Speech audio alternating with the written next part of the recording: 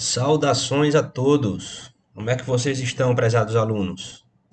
Pois é, chegou a hora. Vocês estão prestes a fazer a prova do Enem 2021 e vai ser realizada amanhã, a prova de Ciências da Natureza. Então, tentando ajudar vocês, eu resolvi gravar essa pequena videoaula trazendo um conteúdo que vocês ainda não viram, que a gente ainda não trabalhou em sala de aula, tá? Então, como a gente está com o calendário um pouco atrasado, não deu tempo de ver todo o assunto de biologia. Então, tem alguns tópicos de biologia que vocês ainda não estudaram. Então, eu venho aqui, nessa ocasião, né, tentar oferecer para vocês alguns subsídios, algumas informações a respeito desses assuntos que podem ajudar vocês na prova de amanhã. Então, eu recomendo para vocês o seguinte, pessoal. Em primeiro lugar, reforcem aquilo que vocês já sabem. Então, aquilo que a gente já estudou, que vocês já estudaram nas diversas matérias de ciências da natureza e matemática, vocês deem uma reforçada. Tudo bem que está na véspera da prova, mas passa uma vista, uma leitura rápida, superficial, para vocês recordarem alguma coisa que não está muito bem sedimentada aí na memória de vocês, tá? Então, deem uma revisada aí no que vocês já sabem e perca um pouquinho de tempo aqui, que vai ser uma aula curtinha, para vocês observarem esses tópicos que a gente ainda não teve tempo de trabalhar, esses assuntos que a gente ainda não trabalhou. Então, eu vou responder aqui 10 questões com parte dos assuntos que vocês ainda não estudaram, para que vocês não cheguem totalmente desassistidos amanhã na prova do Enem. Então, isso aqui, é claro que não vai substituir uma aula normal, uma aula convencional, onde a gente ia trabalhar o assunto com maior profundidade e iríamos ter oportunidade de resolver outras questões. Então, isso aqui é uma revisão rápida. Não digo revisão porque você ainda não viram o assunto, né? Isso aqui é uma aula rápida sobre parte dos assuntos que a gente ainda não estudou, né? Que ainda falta a gente estudar porque começamos agora o segundo semestre. Então, pessoal, o que é que eu pretendo aqui? Responder questões e na resolução das questões eu vou acrescentando explicações, exemplos que eventualmente podem cair na prova de amanhã. Então, perca um tempinho aqui, vai ser no máximo uma hora que vocês vão ter aqui de aula. Então, vocês percam um tempinho aqui para assistir essa aula aqui sobre assuntos que podem cair na prova de amanhã, tá? Assuntos de biologia. Então, vamos começar aqui, tá? Só um instantinho. Bom, voltando aqui, vamos começar a nossa revisão, que não é bem uma revisão, né? Porque vocês ainda não conhecem esses assuntos. Vamos responder aqui essa primeira questão. Então, nessa primeira questão, nós temos uma questão de biotecnologia, pessoal. É uma questão de biotecnologia. Então, esse assunto só tive a oportunidade de trabalhar com o terceiro C. Com os outros terceiros anos, a gente ainda não trabalhou. Então, é o assunto de biotecnologia, tá? Então, biotecnologia é o nome que a gente dá a todo aquele conjunto de técnicas que envolve a utilização de organismos vivos na produção de produtos, na geração de produtos de interesse para o ser humano. Então, nem toda técnica de biotecnologia, nem todo uso da biotecnologia envolve técnicas avançadas em nível molecular. Um exemplo, as técnicas de produção de alimentos como pães, bolos e bebidas, né, como cerveja e vinho, envolve o uso de biotecnologia, envolve o uso de micro-organismos para gerar um produto de interesse para o ser humano, no caso as bebidas alcoólicas fermentadas ou destiladas e os alimentos produzidos, alimentos feitos com massa, né, pães e bolos. Então isso envolve o uso de leveduras, que são fungos, os Saccharomyces cerevisiae, para fermentar esses alimentos, essa massa, esse suco, para a produção de bebidas e alimentos. Então, é um exemplo de biotecnologia que não envolve técnicas avançadas em nível molecular. Bom, existe um conjunto de técnicas da biotecnologia que a gente chama de engenharia genética. engenharia genética.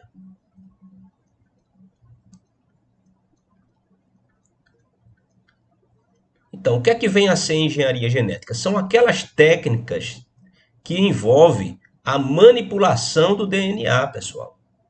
A manipulação de genes e do DNA. Então, engenharia genética está ligada à manipulação do DNA, aquelas técnicas avançadas de laboratório que interferem, quer dizer, que manipulam o DNA no seu nível molecular. Então, na engenharia genética, nós temos técnicas para editar genes, ou seja, interferir, né, na estrutura do gene. Nós temos técnicas que vão criar DNAs híbridos, formados pela união de DNAs de origens diferentes, de espécies diferentes. A gente chama esse DNA, que é composto por partes de diferentes organismos, de DNA recombinante. Então, temos as técnicas de DNA recombinante e temos as técnicas de clonagem de DNA. O que é clonagem de DNA? É diferente da clonagem de organismos vivos. Então, na clonagem do DNA, nós temos uma técnica que é utilizada para multiplicar um determinado trecho de DNA. Então, na engenharia genética, nós temos a capacidade de manipular os genes. Criar organismos transgênicos, por exemplo, né? Transferir genes de um organismo para o outro, criando organismos geneticamente modificados. E está na moda agora, né? Não vou dizer que está na moda, mas está bastante famosa essa expressão aqui, ó. CRISPR. Então, se isso aparecer na prova, você já sabe que CRISPR é uma técnica de edição genética, edição de genes, tá? É uma técnica de manipulação de genes, é as chamadas técnicas CRISPR.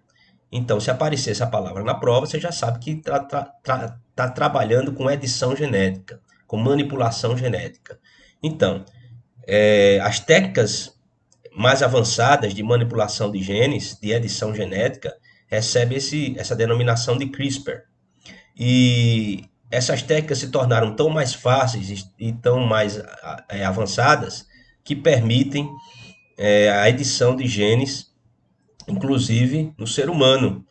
Então, hoje tem um debate ético importante, ético e moral, sobre a ética da aplicação dessas técnicas de edição genética em seres humanos, em embriões humanos.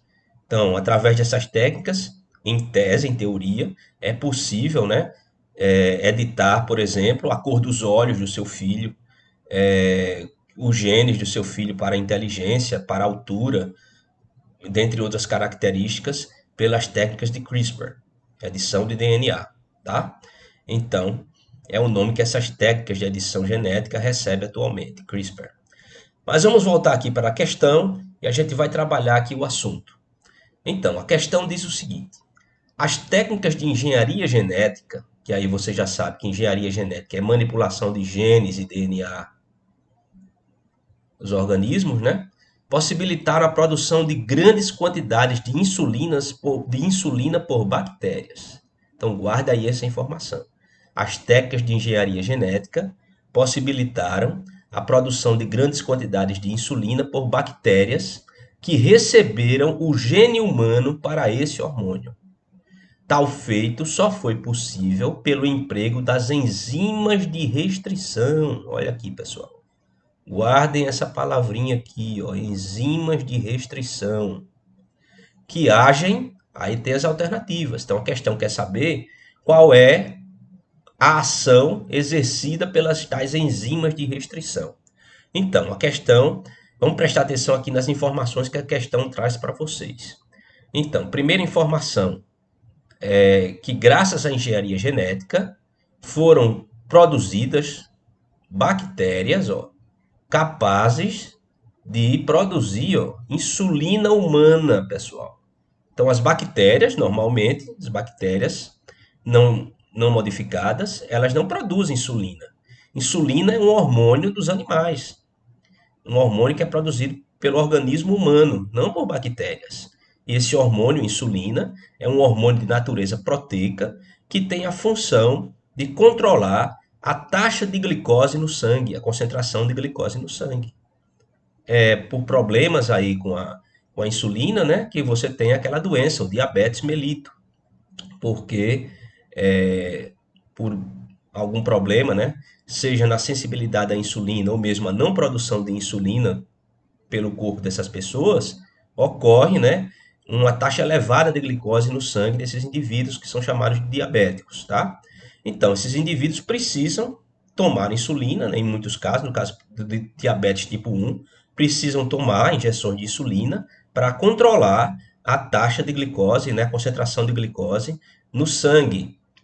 Então, pessoal, no passado, a insulina que estava disponível nas farmácias para os diabéticos era uma insulina proveniente era retirada do pâncreas de bois ou de porco, né, do boi ou do porco. Essa insulina era purificada e colocada à venda nas farmácias. Mas ela tinha uma desvantagem, essa insulina bovina ou suína, ela tinha uma desvantagem. Qual era a desvantagem? Que ela não era exatamente igual à insulina humana. Então existia o risco de algumas pessoas, alguns diabéticos, desenvolverem reações alérgicas a essa insulina proveniente, né, de bovinos ou suínos. Hoje em dia, a insulina que é disponibilizada nas farmácias, ela é produzida por bactérias geneticamente modificadas, por engenharia genética. Então, o que é que aconteceu? Qual foi a transformação que ocorreu aí nessas bactérias? Elas receberam o gene humano para a produção de insulina. Esse gene foi introduzido no DNA da bactéria e essas bactérias hoje produzem insulina. Em laboratório, essa insulina depois é coletada, purificada e disponibilizada no mercado. Então, aqui na questão está falando sobre essas bactérias geneticamente modificadas que produzem insulina. Agora, para modificar geneticamente um organismo, a gente tem que ter um mecanismo de, primeiro, separar, né, isolar o gene de interesse, o gene que interessa para o nosso objetivo. Esse gene tem que ser separado. No caso aqui é o gene humano para a insulina, né, para a produção de insulina. Então tem que ter um jeito de remover esse gene do DNA humano, do genoma humano, e inserir esse gene no DNA da bactéria, o material genético da bactéria. Então, eu tenho que criar o quê? Um DNA recombinante, uma combinação do DNA da bactéria com um trecho do DNA humano. Mas é só aquele trecho que interessa, só aquele trecho que tem a insulina, que tem o gene para a insulina. Então, eu tenho que encontrar um mecanismo, uma ferramenta que corte esse segmento de DNA que tem o gene para a insulina e que eu consiga inserir esse segmento de DNA dentro do material genético da bactéria, dentro do DNA da bactéria. E essa ferramenta que corta o gene exatamente no ponto que me interessa são as enzimas de restrição, pessoal. Ó, as enzimas de restrição. Essas enzimas, pessoal, elas foram descobertas em bactérias. As bactérias produzem essas enzimas de restrição. E elas são utilizadas na engenharia genética como tesouras moleculares. Existem vários tipos de enzimas de restrição capazes de cortar o DNA no ponto que eu quero, no ponto que me interessa. Então, os cientistas usam essas enzimas para isolar genes, cortar trechos de DNA no ponto que lhes interessa. Então, as enzimas de restrição são uma das ferramentas fundamentais da engenharia genética, porque elas funcionam como tesouras que cortam o DNA em pontos específicos. E como é que ela sabe qual é o ponto que ela vai cortar? Porque as enzimas de restrição, elas reconhecem sequências determinadas de nucleotídeos. Por exemplo, tem lá ATTCG, pronto. Aí tem a enzima de restrição que quando identifica essa sequência ATTCG, ela vai lá e corta o DNA nessa posição exata. Elas reconhecem sequências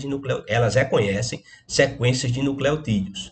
Então, essas enzimas de restrição é a primeira ferramenta essencial para a manipulação genética. A segunda ferramenta, pessoal, é uma ferramenta que vai fazer o contrário da enzima de restrição. Ao invés de cortar o DNA, ela vai ligar trechos diferentes de DNA, ligar um DNA com outro. Então, para fazer a manipulação de genes e criar DNA recombinante, eu preciso primeiro cortar o trecho que eu quero inserir no outro DNA e em uma segunda etapa, eu quero unir dois trechos diferentes de DNA.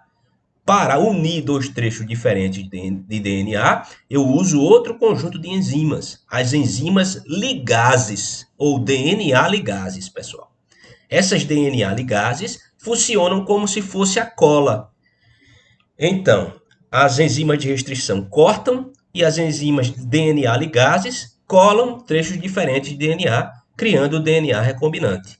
Então, a questão apresenta as seguintes alternativas, né? A, B, C e D.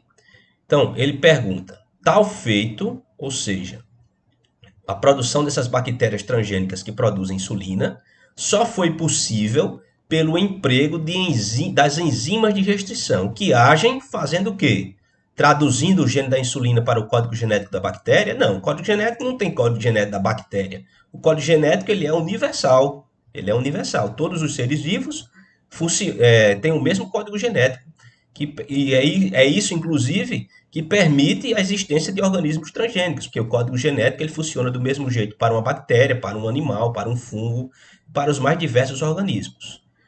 Então, letra B, ligando o pedaço de DNA humano no DNA da bactéria? Não, quem liga são as DNA ligases, é outro conjunto de enzimas. Letra C, identificando os aminoácidos codificados pelo gene? Não, quem identifica os aminoácidos codificados pelo gene vai ser o RNA mensageiro e o RNA transportador. Letra D, que é a resposta certa, cortando o DNA das bactérias em pontos específicos. Então, resposta, letra D de dado. Cortando o DNA das bactérias em pontos específicos.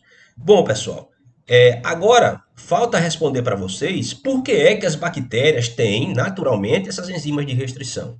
Essas enzimas de restrição são mecanismos de defesa dessas bactérias contra vírus que parasitam essas bactérias, os vírus bacteriófagos. Então, os vírus bacteriófagos inserem, né, o seu DNA no citoplasma bacteriano para dar início ao ciclo de replicação viral.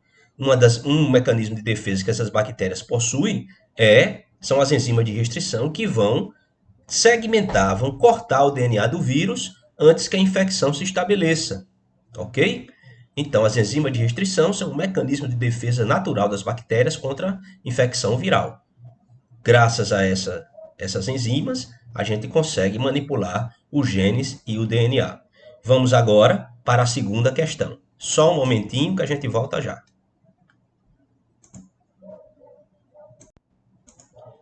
Voltamos aqui para a segunda questão. Vamos lá então, sem perder tempo. Leia o texto a seguir. Cientistas brasileiros e chineses publicaram recentemente a análise dos genes ativos derivados do mRNA, RNA mensageiro, das duas principais espécies do parasita esquistossoma, o esquistossoma mansoni e o esquistossoma japonicum. Esses genes podem ser colocados em bactérias para que elas produzam uma cópia da proteína do parasita. Então, pega lá os genes, né? Coloca na bactéria e elas vão produzir proteínas do parasita. Essa proteína é então isolada da bactéria, purificada e inoculada em cobaias. Pode ser um ratinho, pode ser um porquinho da Índia, pode ser um camundongo. Posteriormente, as cobaias serão expostas ao esquistossoma vivo, ao parasita vivo, quando se confirma se a vacina realmente ativou o sistema de defesa do organismo das cobaias. Scientific American, Brasil, setembro de 2004. E aí a questão pergunta, né? Indica, assinale a alternativa correta acerca do tema abordado no texto. Então, o que é que o texto está descrevendo? Então, o texto está descrevendo, pessoal, o emprego de técnicas de engenharia genética para produzir uma vacina contra um verme que é do gênero esquistossoma. Então, nós temos duas espécies desse gênero, desse verme, né? O esquistossoma mansoni e o esquistossoma japônico. Então, o esquistossoma é um verme, né, que provoca uma doença grave chamada esquistossomose ou barriga d'água. É muito comum aqui no nosso estado, é muito prevalente ainda, né? Essa doença aqui no nosso estado. Nos vales do Rio Paraíba e Mundaú, é muito comum você ter pessoas que são acometidas por essa doença, que é uma doença transmitida quando a pessoa toma banho de rio. A larva desse parasita, do esquistossoma, chamada cercária, ela entra no corpo do ser humano através da pele. Quando você vai lá tomar um banho de rio, a cercária, que é eliminada de um caramujo, o hospedeiro intermediário é um caramujo. O caramujo então elimina essa larva chamada cercária. Essa larva vai nadando e entra pela sua pele. Então você não deve se banhar em rios aqui do interior de Alagoas, principalmente ali, né? Na bacia do Mundaú e do Rio Paraíba, porque, né, essas águas não são tratadas, as fezes humanas e dejetos humanos vão parar na água do rio e é através das fezes que esse parasita chega na água do rio.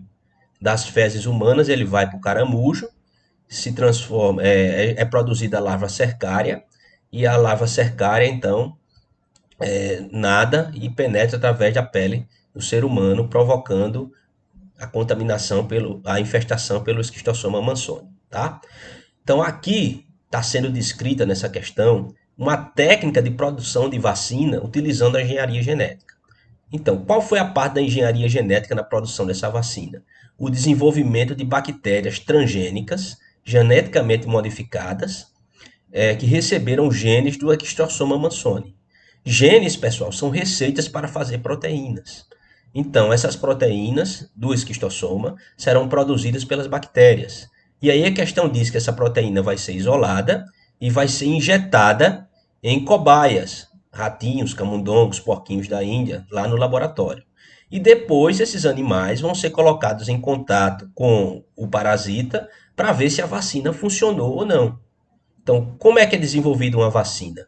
Você tem que pegar uma parte, ou mesmo o agente etiológico, né, o agente que provoca a doença, inativado ou morto, e colocar em contato com o sistema imunológico da pessoa. Então, a vacina, você pode pegar uma proteína de um vírus, por exemplo, ou de uma bactéria, e injetar no corpo de uma pessoa. O sistema imunológico, então, vai detectar aquela proteína ou aquele corpo estranho dentro do organismo e vai, então, elaborar uma defesa. Essas substâncias que são capazes de desencadear uma resposta imunológica são chamadas de antígenos, os antígenos. Então, essa proteína do esquistossoma aí, da questão, ela é um antígeno. Então, estão pesquisando aí se esse antígeno realmente ele é funcional, né? Se ele vai desencadear uma resposta imune. O antígeno, então, estimula o sistema imunológico a multiplicar suas células de defesa, os plasmócitos, ou linfócitos B, né, que depois viram plasmócitos, e esses linfócitos B vão produzir os anticorpos, que são proteínas de defesa. Esses anticorpos, então, vão neutralizar os vírus, bactérias ou mesmo esse verme aí, que está tentando invadir o organismo, tá certo, pessoal? Então, esse é o mecanismo de produção de vacinas. Atenção para a diferença entre vacina e soro. Na vacina, você tem lá um antígeno que vai fazer o seu corpo, vai estimular o seu corpo a produzir anticorpos. No soro, você já recebe os anticorpos prontos. Então, por exemplo, tem o soro antiofídico, que é utilizado para tratar picadas de serpentes, né, de cobras. Então, o soro antiofídico, como é que ele é? Ele é um conjunto de anticorpos que é injetado no seu organismo para combater, né, e neutralizar o veneno da cobra, a peçonha da cobra. Por exemplo, você também tem a diferença entre vacina e soro antitetânico. Então, o soro antitetânico já são os anticorpos prontos que você vai receber, né, uma injeção para prevenir, se você levou uma queda, levou um corte grande, pode ser que o médico recomende você tomar o soro antitetânico, para você não desenvolver o tétano. Então você toma o soro e depois você toma a vacina. Tá? São exemplos aí, para você saber a distinção entre soro e vacina. Como é que o soro é produzido? No caso do soro antiofídico, aquele para peçonha de serpentes, você pega uma certa dose do veneno da cobra e injeta em cavalos, né? Então, o cavalo é um animal grande, que ele vai ter uma resistência maior em relação à quantidade de veneno que ele recebe. Então, você coloca o cavalo em contato com a peçonha da serpente, o cavalo vai começar a produzir anticorpos, esse sangue do cavalo é depois recolhido, esses anticorpos são isolados e você tem o soro antiofídico produzido, capaz de neutralizar o veneno da serpente, tá? Então é assim que o soro é produzido, né? Você injeta a peçonha, né, num outro organismo e o soro é produzido pelo sistema imunológico desse organismo, tá? Então, atenção para a diferença de soro e vacina. Pode ser que essa seja uma questão abordada aí na prova. Agora, em relação a essa questão número 2 aqui, ele não está perguntando exatamente a diferença entre soro e vacina, né? Ele pergunta o seguinte, né? Ele mostra uma tabela aqui abaixo, né? Mostra essa tabela aqui, e ele pergunta qual é a alternativa correta acerca do tema abordado no texto. Então, acerca do tema abordado no texto, então temos duas colunas, né? O nome do processo de introdução de genes dos parasitas da bactéria e o antígeno da vacina assim produzida. Então, o nome do processo é transgenia, pessoal. Estão produzindo bactérias transgênicas que produzem as proteínas do esquistossoma. Então, tem duas alternativas com transgenia, a letra A e a letra D de dado. Aí você vai para aqui, para a segunda coluna, para ver qual é a resposta correta, né? O antígeno da vacina se produzida. Qual é o antígeno? Aí aqui na letra A está dizendo que o antígeno é a proteína codificada nos genes inoculados. Então, os genes inoculados que foram inoculados da bactéria vão de fato produzir a proteína que é o antígeno. A letra D diz que o antígeno é o RNA mensageiro do esquistossoma responsável pelos genes ativos. Então, isso aqui não é verdade, né? A letra D está errada. A alternativa correta é a letra A, tá? Transgenia e o antígeno, aquilo que desencadeia a resposta imunológica, é a proteína codificada nos genes inoculados. Então, resposta correta, letra A. Vamos para a próxima questão? Vamos lá. Espero que todos estejam acompanhando, né? Então, faça um esforçozinho. Claro, na véspera da prova, você não deve estudar tanto, né? É bom você pegar e dar uma revisada naqueles assuntos que você está meio fraco. Mas nada muito intenso, né, pessoal? Para você não chegar cansado amanhã para fazer a prova do Enem, que é uma prova bastante cansativa. Mas eu vou dar essa aula aqui rapidinho, não vai tirar muito tempo de vocês, não. Então, eu recomendo que assistam, né? Pode ser, né, que dê a sorte de cair uma dessas questões lá na prova. Então, vamos seguir em frente aqui para a terceira questão. Então, pessoal, a terceira questão é uma questão que envolve evolução e um dos fatores evolutivos que são as mutações genéticas, tá? Então, aqui já faz parte do assunto evolução. Então, vamos ver o que é que diz a terceira questão. Então, alterações no genoma podem ser ocasionadas por falhas nos mecanismos de cópia e manutenção do DNA. São essas falhas nos mecanismos de cópia e manutenção do DNA que produzem as mutações genéticas. O que é uma mutação? É uma alteração na sequência de nucleotídeos de um determinado gene, tá? Então, um dos fatores que levam à evolução, um dos fatores evolutivos que fazem os organismos evoluírem, são justamente as mutações genéticas. Então, alterações no genoma podem ser ocasionadas por falhas nos mecanismos de cópia e manutenção do DNA. Ou seja, à medida que as células vão se multiplicando por divisão celular, pode ser que aquele DNA daquelas células que vão surgir a partir da divisão, ele não seja exatamente igual ao DNA original. Por quê? Por falhas dos mecanismos de cópia e manutenção. Aí o DNA sofreu alguma alteração. Aí a questão continua e diz assim, a cada ciclo de replicação do DNA, ou seja, a cada ciclo de multiplicação celular, existe uma taxa de erro mais ou menos constante de troca de nucleotídeos. Os nucleotídeos são as letrinhas, né, pessoal? Adenina, timina, citosina, guanina.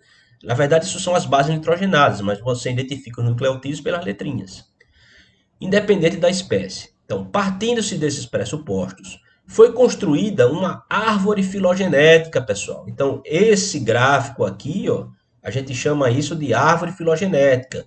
Vocês já viram isso ano passado, quando a gente estudou zoologia e taxonomia. Eu mostrei para vocês algumas árvores filogenéticas. Então, foi construída uma árvore filogenética de alguns mamíferos, conforme a figura na qual conforme a figura, na qual o comprimento da linha horizontal é proporcional ao tempo de surgimento da espécie a partir de seu ancestral mais próximo.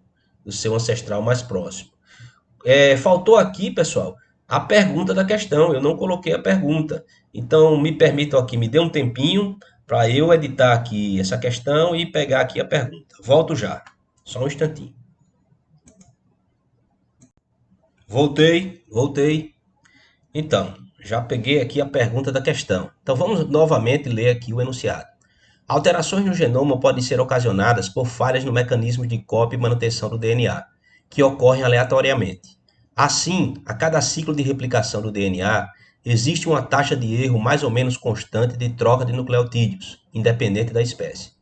Partindo-se desses pressupostos, foi construída uma árvore filogenética de alguns mamíferos, conforme a figura na qual o comprimento da linha horizontal é proporcional ao tempo de surgimento da espécie a partir de seu ancestral mais próximo.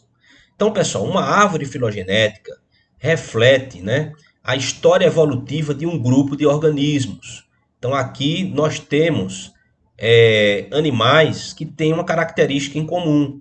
Todos esses animais possuem cascos, pessoal. Então, são mamíferos que possuem cascos.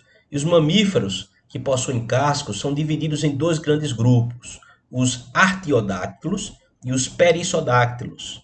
Os artiodáctilos são aqueles mamíferos de casco que têm o número par de dedos, tá?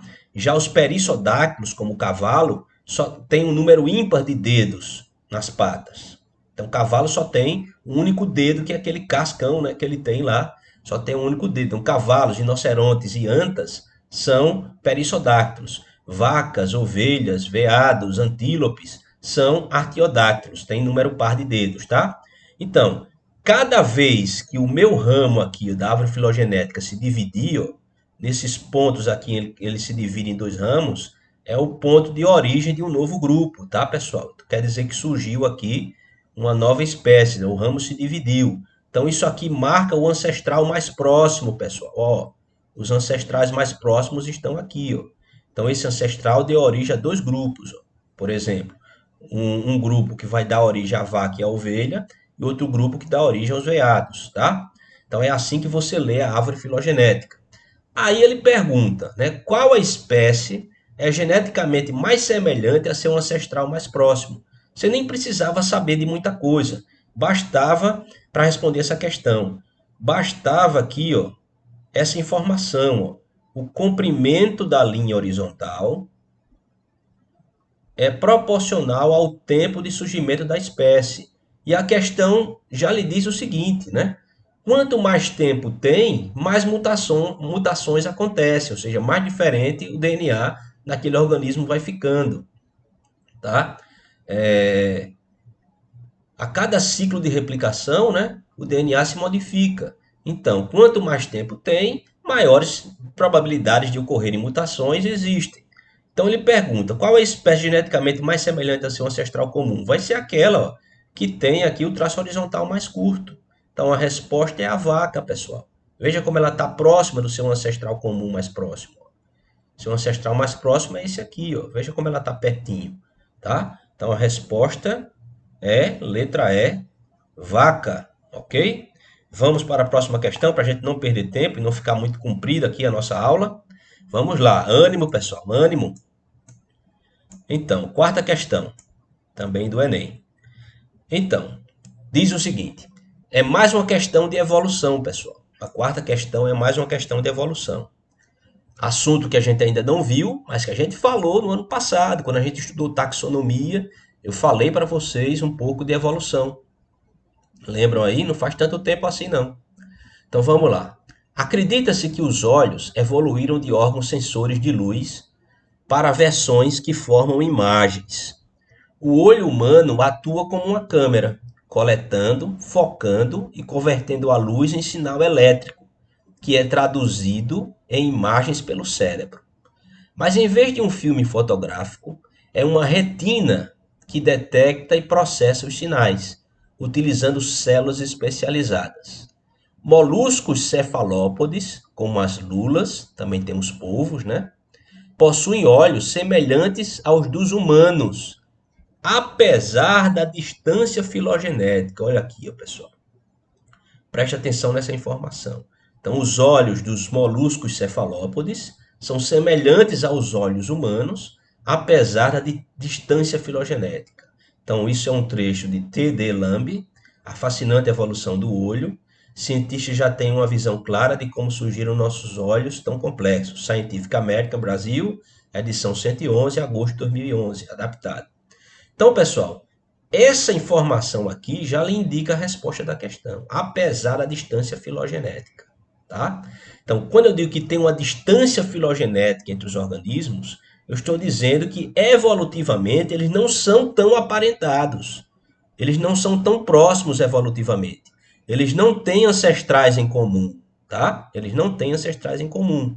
Então, quando organismos diferentes compartilham semelhanças, sem que essas semelhanças sejam resultado de uma ancestralidade em comum, de compartilharem o mesmo ancestral próximo, então eu estou diante de um caso de evolução convergente, pessoal. Então a questão pergunta: a comparação dos olhos mencionada representa que tipo de evolução? Evolução convergente, pessoal. Então a evolução convergente é aquele caso em que os organismos compartilham características, não porque eles são aparentados filogeneticamente. Então, a maioria das características que os organismos vão compartilhar se deve à sua história evolutiva, ao fato de que eles compartilham ancestrais em comum, eles herdaram essas características dos seus ancestrais. Mas quando os organismos compartilham características sem que essas características estivessem presentes nos seus ancestrais em comum, então se trata de evolução convergente. Eles adquiriram características semelhantes porque foram submetidas às mesmas pressões de seleção, possuem os mesmos hábitos de vida, tá? Então, um exemplo de evolução convergente, os dentes de sabre. Lembra que a gente falou disso ano passado? Então, existia aqui, né, lá na pré-história, antes do surgimento do ser humano, um dente de sabre marsupial aqui na América do Sul e o dente de sabre mamífero placentário na América do Norte. Eram duas espécies de dente de sabre, mas que não compartilhavam essa característica do dente comprido por conta de compartilharem um ancestral em comum. Era um exemplo de evolução convergente. O corpo do golfinho e o corpo do tubarão têm o mesmo desenho, o mesmo formato, a mesma aparência. Por quê? Por evolução convergente. Não é porque golfinhos e tubarões compartilham um ancestral em comum. O tubarão é um peixe cartilaginoso. O golfinho é um mamífero. Então, eles não têm um ancestral comum próximo. Eles têm uma forma de corpo similar, porque eles vivem no mesmo tipo de ambiente e têm o mesmo modo de vida semelhante. Então, eles desenvolveram características parecidas. Como é que chama isso? Evolução convergente. Tá? Evolução convergente. Vamos aí para a quinta questão. Já estamos na metade aqui da nossa aula, pessoal. Mais uma questão de evolução, que pode cair lá na prova de amanhã. Então, na quinta questão, nós temos o seguinte, né? Temos esse desenho aí, que a gente daqui a pouco vai ver o que é. Então, na quinta questão, diz o seguinte: uma população, momento A aqui, ó, uma população no momento A, sofre isolamento em duas subpopulações, momento B, né? Momento B, e sofreu isolamento. Então, tinha uma população toda aqui homogênea, né? Sem nenhuma divisão entre os membros dessa população, e de repente apareceu uma barreira que dividiu essa população em duas subpopulações, momento B. Então, sofre isolamento em duas subpopulações, momento B, por um fator de isolamento. Que fator de isolamento pode ser esse? Pode ser o surgimento de uma cadeia de montanhas, o desvio do curso de um rio, que separou as duas populações. A subida do nível do mar, né, que criou uma ilha e separou as duas populações, podem ser eventos como esse.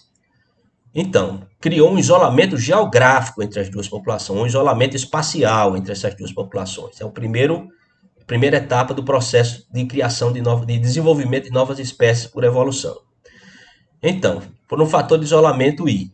Tá aqui o fator de isolamento I, ó, essa barreira que apareceu aqui entre as duas populações, ó, separando as duas populações. Passado um tempo, essas subpopulações apresentam características fenotípicas e genotípicas que as distinguem, momento C. Então tem um terceiro momento, que é o momento C, que é transcorrido algum tempo depois, ó, aqui, ó, da separação geográfica dessas duas populações, elas acabaram se tornando diferentes, fenotipicamente, ou seja, na sua aparência, e genotipicamente, ou seja, na sua constituição genética. Elas começaram a apresentar diferenças entre elas. Representadas na figura pelas tonalidades de cor, né? Aqui mais escuro, aqui mais claro. O posterior desaparecimento do fator de isolamento I, então essa barreira aqui desapareceu, pode levar no momento D, ó, no momento D aqui, pode levar a situações D1 ou D2 e D2, tá? Então na situação D1, ó, repare, houve a remoção da barreira que separava as duas subpopulações, mas, ó, as duas subpopulações não se misturaram, ó, permaneceram separadas, isoladas, mesmo tirando a barreira. Aqui no evento 2, ó, as duas populações se misturaram, ó, elas hibridizaram aqui, ó, mostrado pela coloração que ficou a mesma entre as duas áreas ocupadas pelas duas subpopulações. Então são duas situações que podem ocorrer. Então a questão pergunta: a representação indica que, no momento D, na situação letra A, D1, ocorre um novo fator de isolamento geográfico? Não, na situação D1 não ocorre, não tem nenhum outro fator de isolamento geográfico. Letra B, na situação D1, existe uma única população distribuída em gradientes? Não, na situação D1 eu tenho duas populações e não há um gradiente entre elas. Letra C, D1, ocorrem duas populações separadas por isolamento reprodutivo? Certo. Por que essas duas populações não se misturaram? Porque o tempo que elas viveram separadas pela barreira geográfica foi suficiente para que houvesse um acúmulo de mudanças entre os membros das duas populações diferentes, ao ponto de que agora elas não conseguem se reproduzir mais entre si. Então, quando surge um isolamento reprodutivo, pessoal, letra C, ó, surgiu um isolamento reprodutivo. Então, esse é o mecanismo de geração de novas espécies. Primeiro surge um isolamento geográfico, passa-se um tempo, aquelas duas subpopulações acumulam diferenças e surge então o isolamento reprodutivo. Quando surge o isolamento reprodutivo, aí você tem duas novas espécies que surgiram por evolução. Ok? Vamos seguir? Vamos adiante? Sem perder tempo? É rapidinho aqui essa aula, só para dar um reforço aqui, para que vocês não cheguem desconhecendo certas coisas lá na prova do Enem. Então, sexta questão. Qual das alternativas distingue organismos heterotróficos de organismos autotróficos? Então, essa é uma questão de ecologia, pessoal. De ecologia. Geralmente caía muita questão de ecologia no Enem. De 2 anos para cá é que diminuiu. Mas quem sabe agora eles retomem aí as questões de ecologia. E eles apresentam muitas questões ligadas à poluição ambiental, ecologia e poluição ambiental.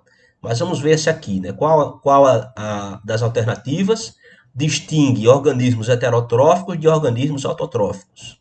Letra A. Somente organismos heterotróficos necessitam de substâncias químicas do ambiente? Não, todos os dois tipos de organismos, tanto os autotróficos como os heterotróficos, necessitam de substâncias químicas do ambiente. Letra B. Somente organismos heterotróficos fazem respiração celular? Não. Os vegetais, por exemplo, são organismos autotróficos, mas eles fazem tanto fotossíntese como fazem respiração celular. Letra C. Somente organismos heterotróficos possuem mitocôndrias? Não. Organismos autotróficos também podem possuir mitocôndrias.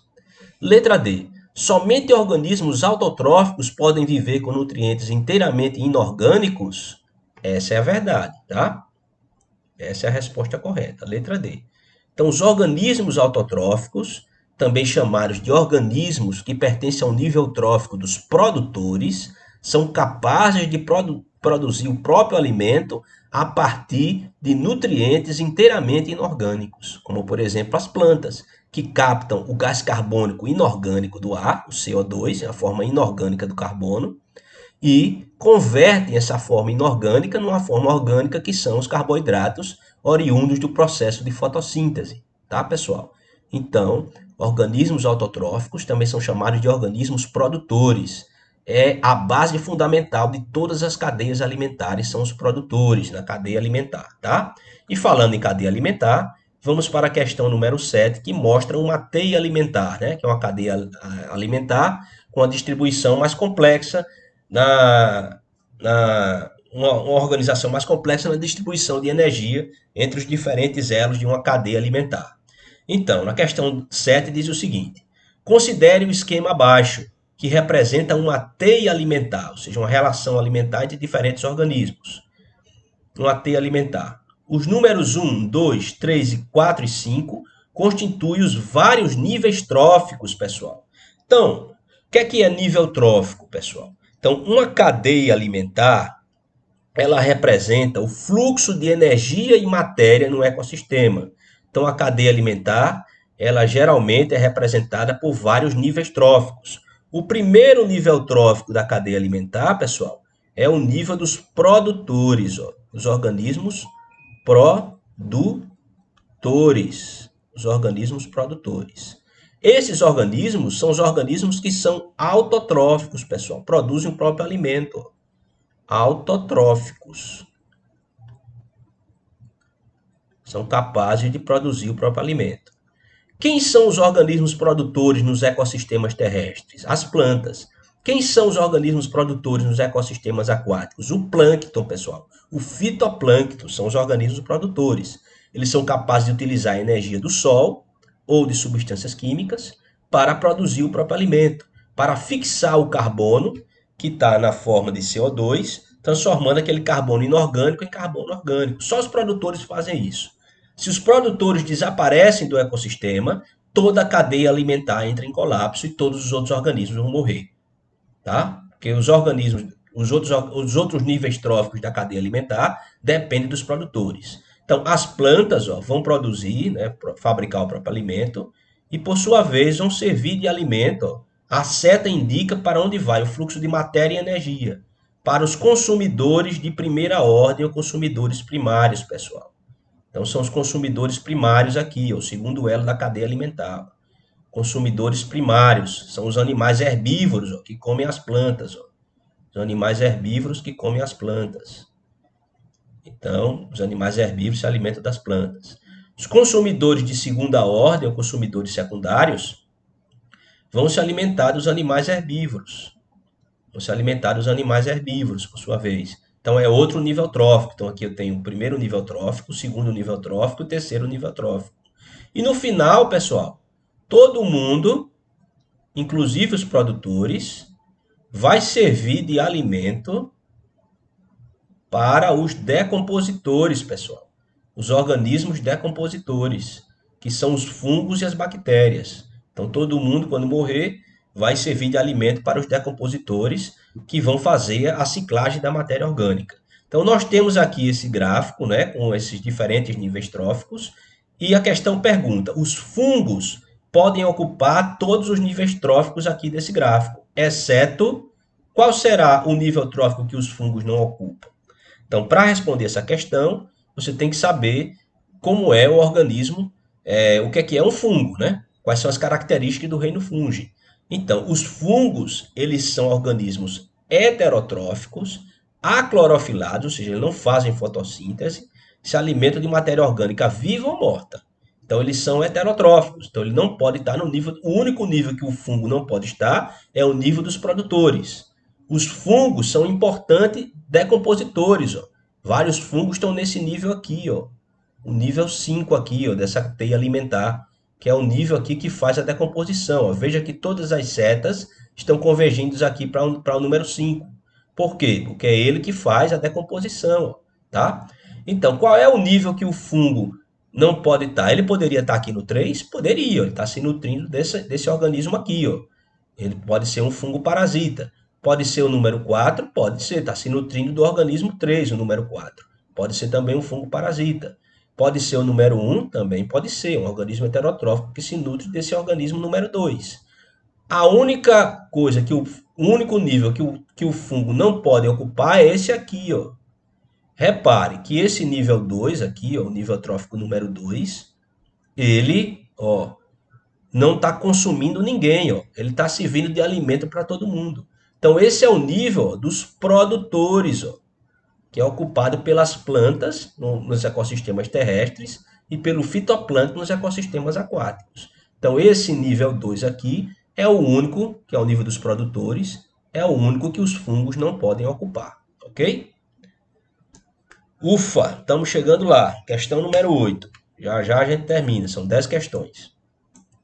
Aguente mais um pouquinho aí para a gente fazer uma revisão aqui legal.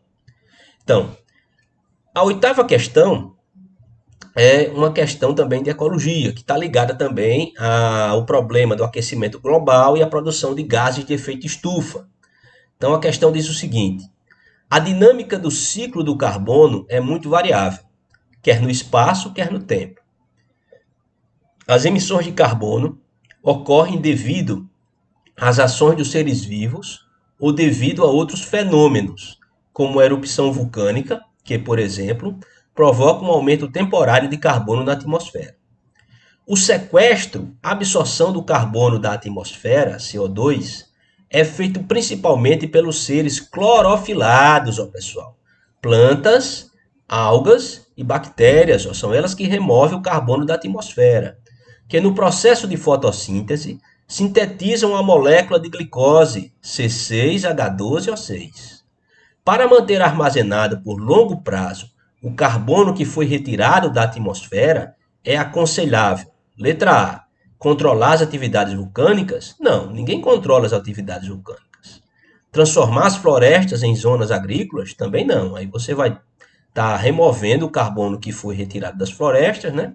que está lá presente nas florestas, e através de queimadas ou da decomposição da madeira, fazendo esse carbono retornar para a atmosfera. Letra C, instalar hortas em grande parte das residências. Então, isso não vai manter armazenado o carbono que foi retirado da atmosfera. Você vai retirar mais carbono, né? Letra D, impedir o deflorestamento e estimular o reflorestamento. É exatamente essa resposta. Ao impedir a derrubada de florestas e estimular o reflorestamento, você tanto mantém o carbono que foi armazenado, né, já nas florestas, na construção dos tecidos e células das árvores, o carbono vai ser o carbono que estava no ar, passou a fazer parte agora da planta.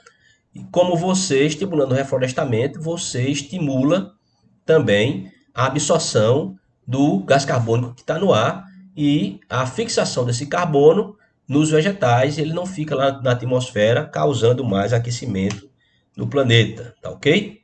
Então vamos lá para a questão 9, para a gente não demorar muito. Vamos ver aqui. Algumas espécies de bactérias, também é uma questão de ecologia, pessoal. Algumas espécies de bactérias do gênero Pseudomonas desenvolvem-se em ambientes contaminados com hidrocarbonetos. Olha aí, ó, lembra? Isso aí é uma questão que envolve tanto química quanto biologia. Lembra lá da química orgânica da professora Josiane, né? Não sei se vocês estão com Josiane, Wilson, Aristides, mas lembra lá da química orgânica, né? Josiane gosta muito de falar de química orgânica, então talvez vocês estejam com ela, não sei. Mas lá das aulas de química orgânica, ó, lembra aí da classe dos hidrocarbonetos. O que é um hidrocarboneto? Então, pois utilizam... Então, vamos voltar aqui ao começo da questão. Algumas espécies de bactérias do gênero Pseudomonas desenvolvem-se em ambientes contaminados com hidrocarbonetos, pois utilizam essas moléculas como substratos para a transformação em energia metabólica. Esses micro-organismos são capazes de transformar o octano, que é um hidrocarboneto, em moléculas menos tóxicas, tornando o ambiente mais propício para o desenvolvimento de fauna e flora. Aí vem a questão agora, né? A pergunta. Essas bactérias poderiam ser utilizadas para recuperar áreas contaminadas com petróleo, pesticidas, lixo nuclear, gases tóxicos, metais pesados, tá? qual dessas substâncias seria degradada por essa bactéria caso essas substâncias estejam poluindo o ambiente, pessoal. Então, você tem que lembrar que os hidrocarbonetos são os principais componentes, ó, do petróleo, pessoal. Então, se ela ataca hidrocarbonetos, ó, ela serve para degradar derrames de petróleo. Pesticidas, você vai ter organos clorados e organos fosforados. É outro tipo de substância. Lixo nuclear, nem pensar. Gases tóxicos também não. Metais pesados, como mercúrio, tampouco. Então, a resposta seria o petróleo, pessoal. Essa questão envolve tanto química orgânica como biologia. Envolve até mais química orgânica do que biologia, tá certo, pessoal? Então, as questões do Enem têm essa interação, essa inter-relação entre diferentes disciplinas.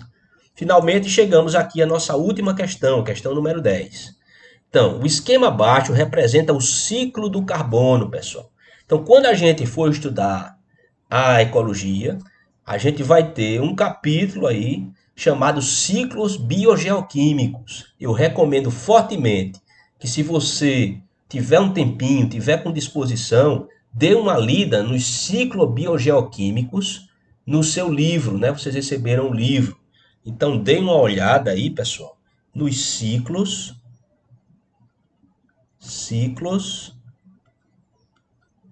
biogeoquímicos.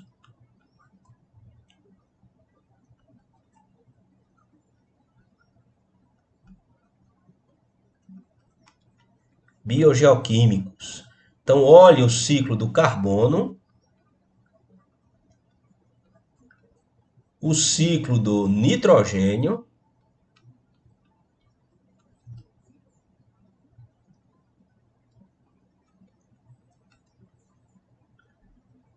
o ciclo da água e o ciclo do oxigênio. São esses os elementos mais cobrados aí, os ciclos biogeoquímicos mais cobrados. Se vocês tiverem um tempinho, deem uma lida aí nesses ciclos para a prova de amanhã. Mas aqui a gente está falando do ciclo do carbono, pessoal. O ciclo do carbono, se a gente tivesse que simplificar bastante a descrição dele, ele consiste no seguinte: os reservatórios de gás carbônico no ecossistema, na parte abiótica do ecossistema, vão estar na atmosfera e dissolvidos e solubilizados nas águas, né, de mares, rios e lagos. Então, na atmosfera, nós temos uma concentração de 0,03% de gás carbônico. Então, o carbono, a fonte primária de gás carbono é a de carbono, pessoal, é a atmosfera.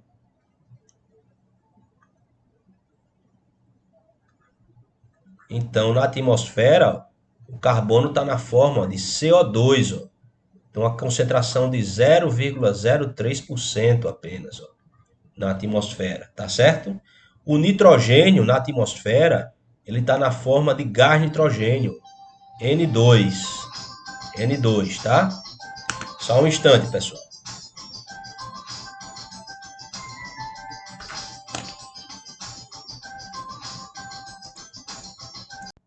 Voltei aqui, ó. Então, na atmosfera, que é onde a gente vai encontrar a fonte principal de nitrogênio dos ecossistemas, nós temos, né, uma concentração, ó, de 79% da nossa atmosfera é nitrogênio, pessoal. Tá certo? 79% da nossa atmosfera é nitrogênio. Mas essa fonte de nitrogênio só está acessível a algumas bactérias, chamadas bactérias fixadoras de nitrogênio. A gente falou dessas bactérias no ano passado. Lembra que eu passei uma atividade chamada as bactérias do bem? Lembra que tinha uma bactéria chamada Rhizobium, que fixava o nitrogênio na atmosfera, conseguia captar o nitrogênio na atmosfera e transferir para as plantas leguminosas? A gente trabalhou isso no ano passado, tá?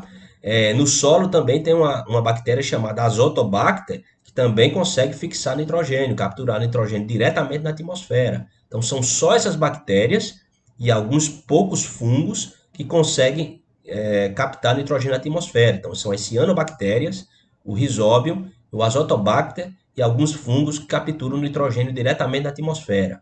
Os outros organismos têm que conseguir nitrogênio ou do solo ou se alimentando de outros seres. Então, os organismos heterotróficos conseguem o nitrogênio para a partir da sua alimentação, comendo animais ou plantas.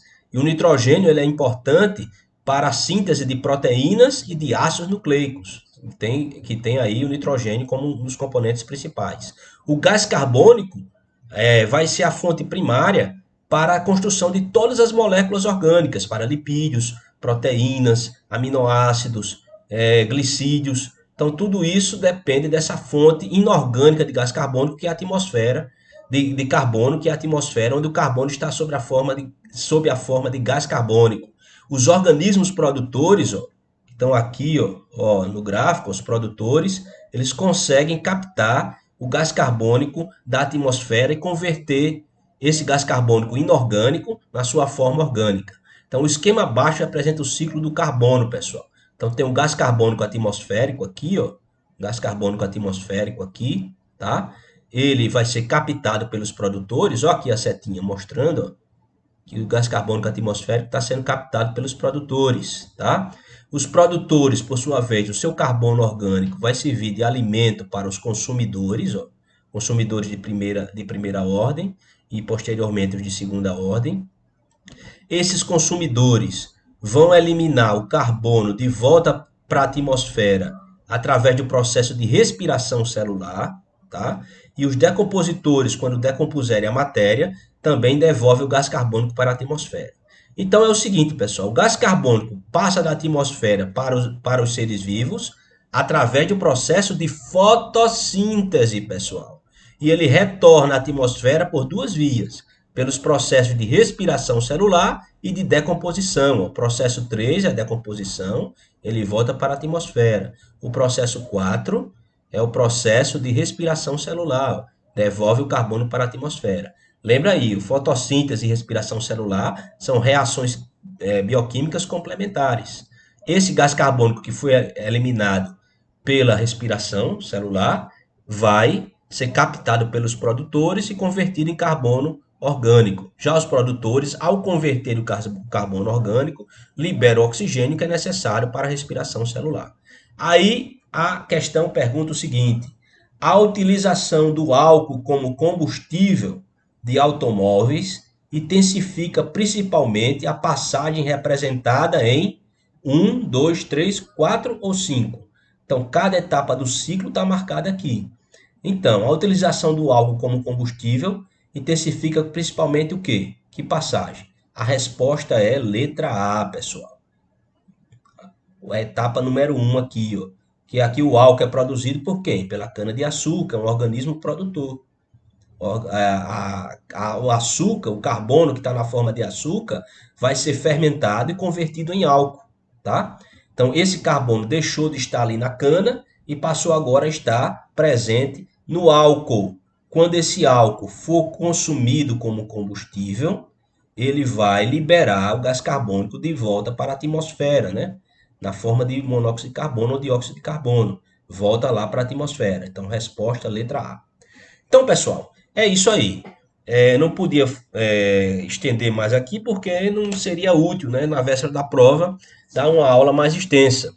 Peço perdão para vocês porque demorei muito para organizar isso aqui, mas desejo a todos uma boa prova, que vocês façam a prova com tranquilidade, que Deus esteja com todos vocês, ajudando vocês em tudo, tá? E que tudo transcorra muito bem amanhã. Uma boa sorte para vocês e fiquem com Deus. Tchau, tchau. Grande abraço.